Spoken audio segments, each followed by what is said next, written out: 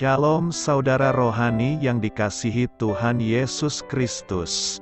Selamat datang di channel Saudara Rohani, channel yang memberikan renungan rohani Kristen. Selamat pagi, saya berdoa agar saudara sehat selalu. Semoga Roh Kudus hadir di tengah kita saat ini. Selamat datang di renungan rohani pagi hari ini. Sebelum kita mulai renungan pagi ini, marilah kita bersama-sama berdoa. Tuhan Yesus, terima kasih sudah membangunku pagi hari ini. Terima kasih atas penyertaan dan perlindungan Tuhan. Semua karena karunia Tuhan, kalau aku boleh menghirup udara segar dan menjalani aktivitasku seperti biasanya. Aku menyerahkan seluruh aktivitasku hari ini ke dalam kuasa tangan Tuhan. Jauhkanku dari yang jahat, ya Tuhan. Tuhan Yesus, tolong lindungi dan berkati aktivitasku hari ini. Tolong berkati juga keluarga dan teman-temanku, Bapa Surgawi, oleh karya Roh Kudus. Tolonglah aku untuk menjauhi segala sesuatu yang melukai hati-Mu. Ampunilah segala dosa kami, ya Tuhan. Dalam nama Tuhan Yesus, aku sudah berdoa, amin. Sahabat saudara rohani, pembacaan ayat emas Alkitab renungan kita hari ini terambil dari 2 Timotius 2 ayat 2. Jauhilah nafsu orang muda, kejarlah keadilan, kesetiaan, kasih dan damai bersama-sama dengan mereka yang berseru kepada Tuhan dengan hati yang murni. 2 Timotius 2 ayat 2. Judul renungan kita hari ini adalah Lari dari Dosa. Selama musim panas ini, 2 kali badan saya gatal-gatal karena terkena semak beracun. Keduanya terjadi ketika saya sedang mencabuti tanaman liar di kebun kami. 2 kali itu juga saya sudah melihat tumbuhan berdaun 3 yang beracun tersebut mengintai di dekat saya.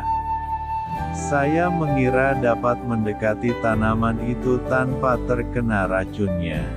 Namun, ternyata dugaan saya salah.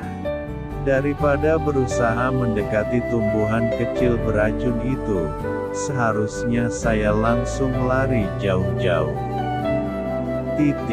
Dalam kisah Yusuf di Perjanjian Lama, kita melihat contoh dari prinsip lari menjauhi sesuatu yang lebih jahat daripada semak beracun, yaitu dosa. Ketika Yusuf tinggal di rumah Potifar, seorang pegawai istana, istri Potifar mencoba merayunya. Alih-alih mendekat, Yusuf memilih untuk lari menjauh. Meski wanita itu melontarkan tuduhan palsu yang membuatnya dipenjara, Yusuf tetap mempertahankan kemurniannya sepanjang peristiwa tersebut. Kita membaca dalam Kejadian 39 ayat 21, Tuhan menyertai Yusuf. Allah dapat menolong kita menjauhi kegiatan dan keadaan yang dapat membawa kita menjauh darinya. Dia melakukannya dengan mendesak kita untuk lari ke arah yang berlawanan ketika dosa mendekat. Rasul Paulus menulis di 2 Timotius 2 ayat 22, jauhilah nafsu orang muda, dan di 1 Korintus 6 ayat 18, jauhkanlah dirimu dari percabulan. Petik 2. Dalam kekuatan Allah, kiranya kita memilih untuk lari dari hal-hal yang dapat mencelakakan kita. Marilah kita renungkan. Apa semak beracun yang Anda hadapi? Sesuatu yang dapat meracuni Anda jika Anda tidak lari menjauhinya. Apa yang dapat Anda lakukan untuk menjauhinya? Hal ini patut kamu ketahui. Ketika Yusuf dihadapkan dengan godaan seksual, Kejadian 39 ayat 11-23, alih-alih tinggal di sana dan mencoba melawannya, Yusuf meninggalkan bajunya di tangan perempuan itu dan lari keluar. Ayat 12. Perjanjian baru memerintahkan kita untuk menjauhkan diri dari percabulan. 1 Korintus 6 ayat 18.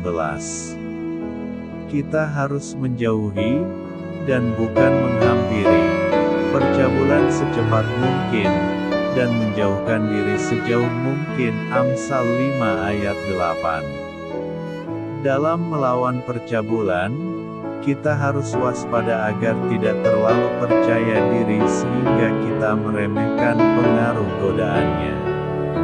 Menjauhkan diri dari godaan seksual dengan kuasa Roh Kudus bukanlah tindakan yang pengecut, melainkan kekuatan seseorang yang sungguh-sungguh ingin mengikut Yesus. Marilah kita renungkan, sahabat saudara rohani. Demikianlah renungan firman Tuhan pagi hari ini. Semoga menjadi berkat menjadi hidup kita. Dan sebelum kita memulai segala aktivitas kita pagi hari ini, marilah kita berdoa. Selamat pagi Bapa. Malam hari telah berganti pagi. Kehidupan baru telah Engkau berikan kembali bagi kami. Bapa Surgawi, tolonglah aku menyadari kebutuhan orang lain, supaya aku dapat membagikan apa yang telah Engkau berikan kepadaku. Pada saat aku membutuhkan, berilah aku keyakinan bahwa Engkau akan mencukupkanku, melalui orang-orang yang mengasihi-Mu. Bukan karena kami pantas atau layak, namun karena kasih karunia-Mu, kami boleh ada. Sebagaimana kami ada di pagi hari ini. Terima kasih Tuhan, atas kesempatan baru yang telah Tuhan berikan kepada kami. Untuk bisa memperbaiki diri agar kami bisa lebih layak di hadapan-Mu. Hari ini kami serahkan semua perkara dan kesulitan yang akan kami lalui ke dalam tangan-Mu. Biarkanlah kami bisa memuliakan-Mu dalam segala aktivitas yang akan kami lakukan.